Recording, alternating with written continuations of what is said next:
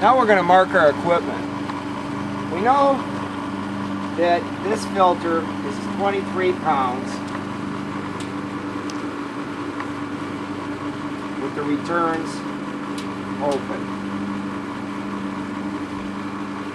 And the filter's clean.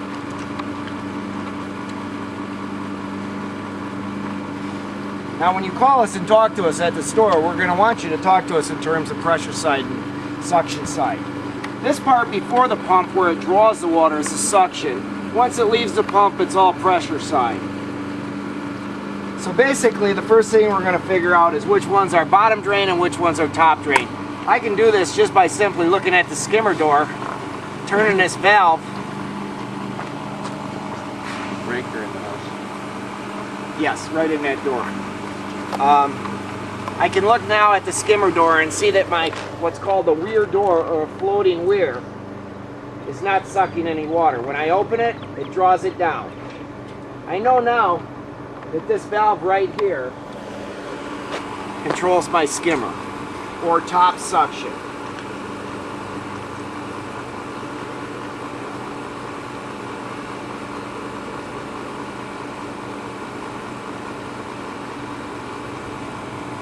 This is my main drain.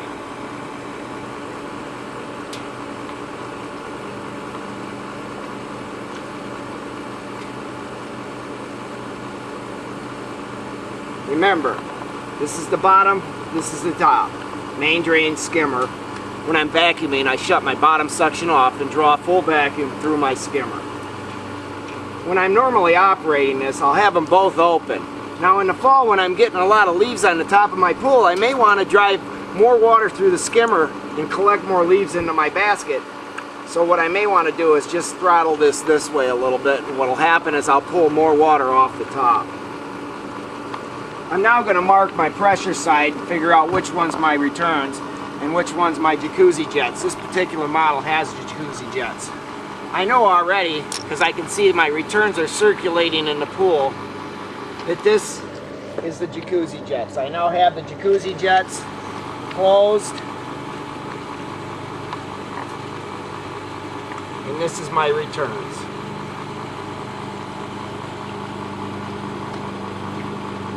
The water comes up through here, it's drawn up through this pipe and this pipe, goes in here, through the filter, goes through the filter, out here, into the heater, heats the water, goes back, passes through the chlorinator.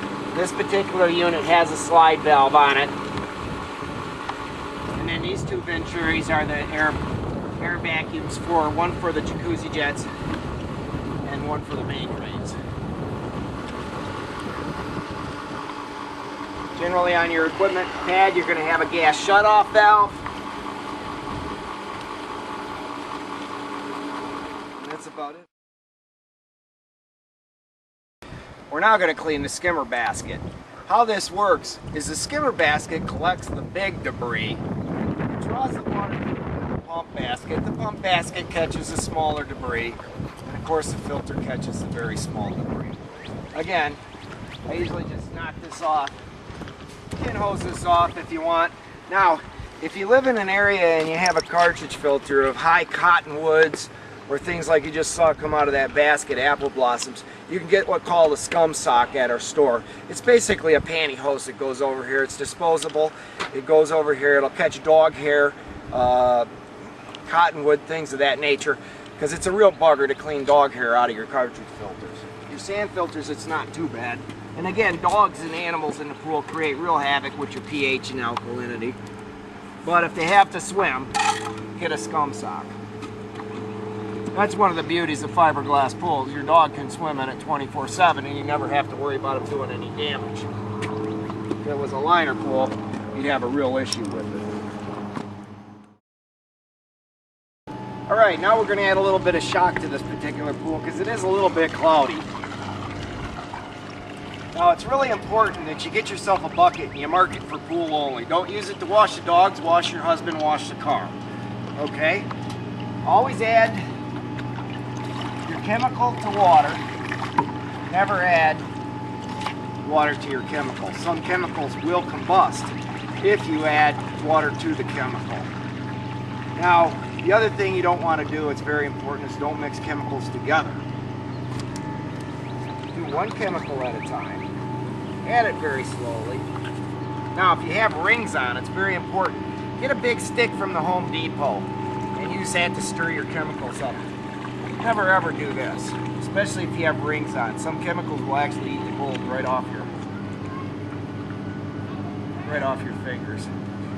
Of course, you want to be careful. You never know what's a carcinogen anymore. And what I do, after I mix it up, I just kind of broadcast it through the pool. Careful, don't get it on your clothes. Don't get it in your eyes.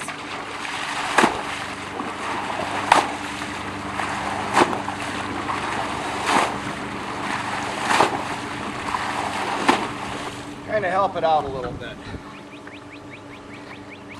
Now I'm going to repeat that 4 more times until I get these 4 pounds of shock in the pool. On this episode, we're going to talk about the timer. The timer really isn't used in many states except for Michigan, but because other pool companies sell them, we also offer them. You have a couple of functions on the timer. You usually have a toggle switch like this, which is going to control the timer box, the power to the timer.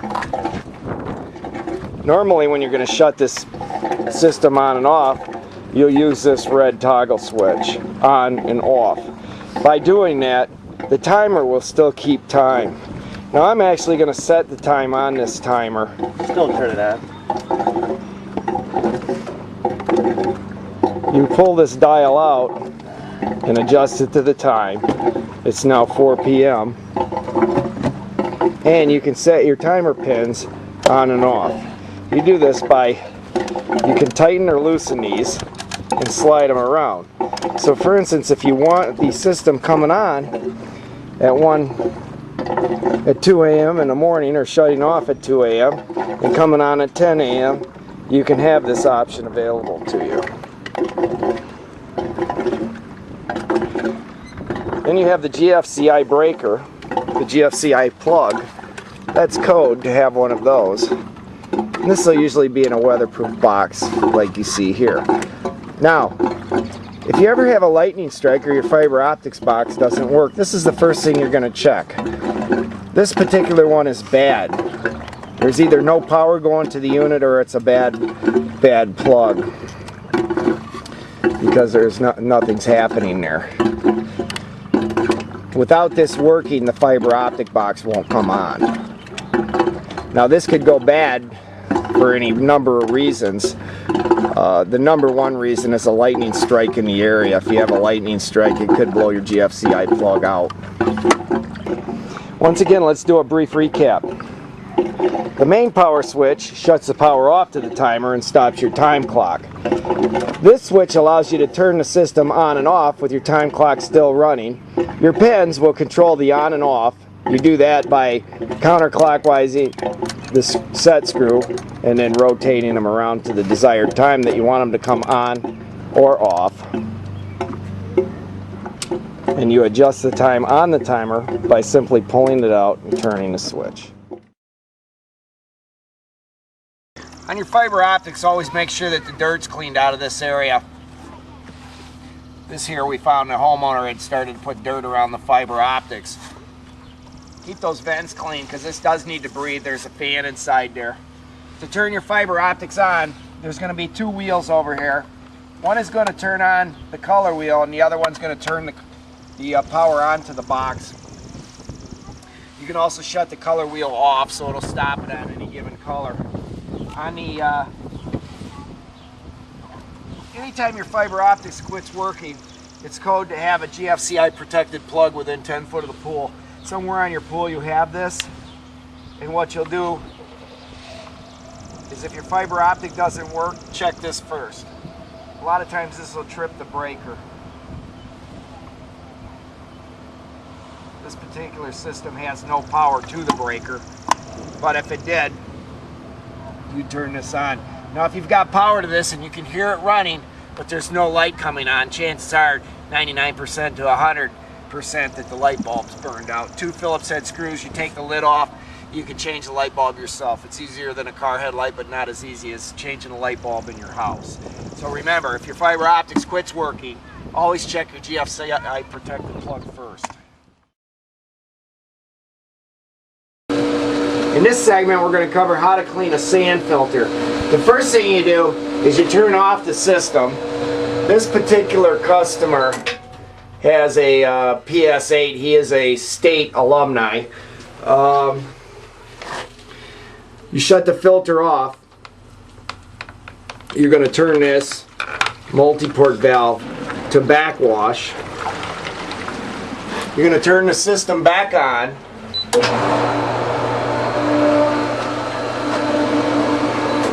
Got to make sure that your backwash hose is fully extended so the water can flow out. Turn the filter on. You run the system on backwash and watch this sight glass. This pool is relatively clean, but you'll keep it running until the sight glass starts to get somewhat cleared up. You'll then shut the system off, turn it to rinse, turn it back on, count to 5, it's rinsing the system out into the spider gasket, cleaning everything out. Shut it back off, turn it to filter, turn it back on, and now your filter's clean. Now you'll be able to see what a clean filter runs on your pressure gauge. 10 pounds on this particular pool, but that's going to be different on every pool. As the gauge goes up, you know that your filter needs to be clean.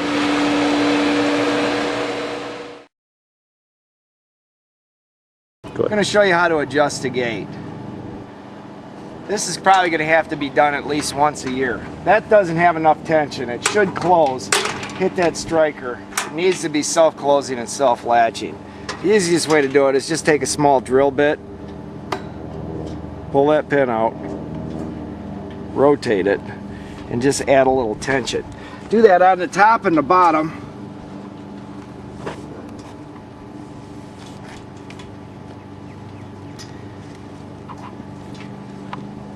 And just check it.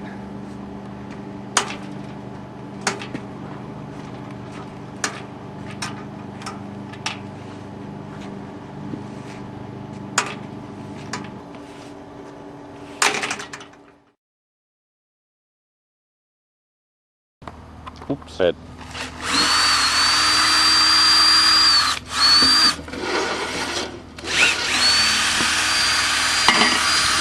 Most pools will have a sump crock installed in it. The primary purpose of the sump crock is for visual impact for the customer.